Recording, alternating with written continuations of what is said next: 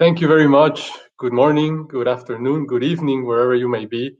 I'd like to thank the YMCA for giving me this amazing opportunity, and especially my friend Carlos Anby for being the conduct for such invitation.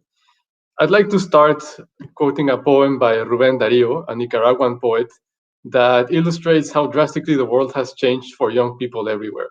The poem goes, "Youth, wonderful treasure, you leave to never return." I would say that the world has changed so much from then.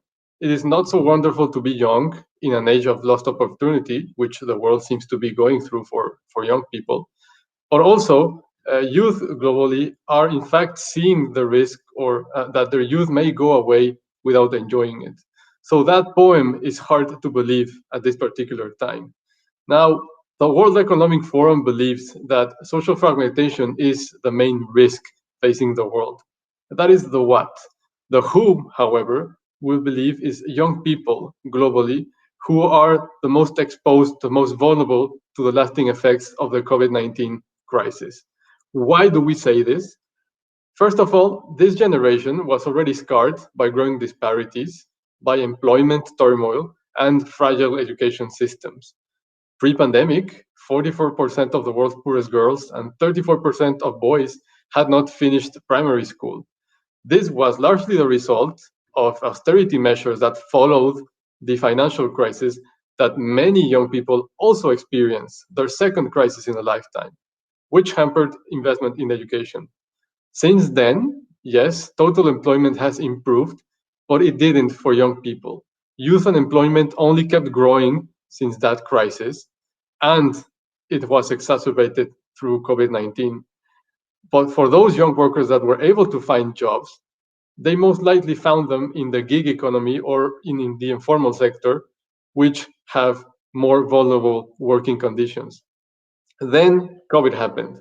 And what we saw is that immediately 30% of the world's students were completely excluded from education, physically or digitally. But for vulnerable young people, especially girls, this not only meant losing their education, but not being able to physically go to school meant they also lost their safe havens. This is where youth was already coming from. Now, young people across the world are at even higher risk of facing turbulent paths. On the economic opportunity side, these are likely to shrink.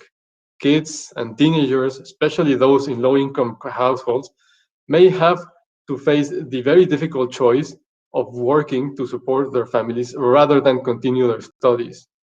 For younger adults, those about to enter the labor market, those about to graduate from college, and who want to start their careers, they face also limited opportunities because they are likely to apply to entry-level jobs, which, as we accelerate into the fourth industrial revolution, are also the ones most likely to be automated. That is the economic part. The mental health challenge, however, is as equally as concerning because young people worldwide already were expressing feelings of betrayal from the generation in power.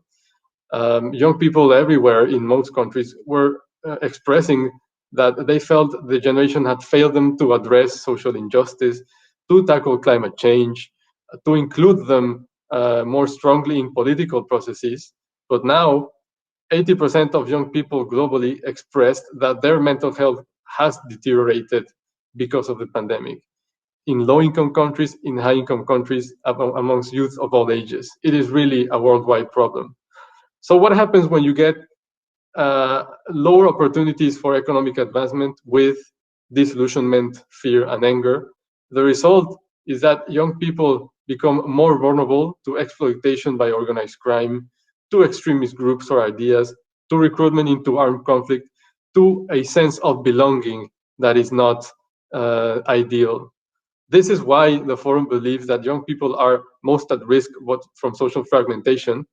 However, we also believe very strongly that youth hold the key to build back a better world than we are experiencing at the moment.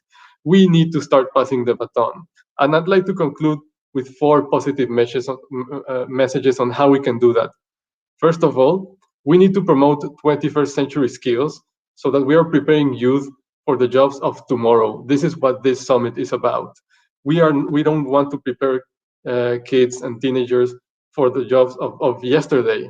So we have to invest on creativity, innovation, interpersonal skills, and we believe that the YMCA is ideally equipped to offer this through their activities and courses. Second, we must adapt schools to thrive in a hybrid education model. That is true, but we also need to adapt them physically. The Ys, as we call them, the physical space Ys provide, will continue to be safe havens for young people in a vulnerable situation. A third opportunity, we need to use digital tools to increase accessibility to mental health support. It is a real problem that it starts by acknowledging it. And here I'd like to commend the YMCA's Inside Our Minds program, which was implemented in Australia with very high success. And the last message, we also need to enable youth participation in government, in company boards, in multiple organizations, such as the Forum, such as the YMCA, and beyond. And here, the YMCA has a huge, strong, cohesive network to build bridges between this generation, the previous one, and the future ones. So I can only say that youth do face a dire situation, but they also hold the key to a better world. So thank you very much. I wish you all the best, and you have a friend in the forum to get us there.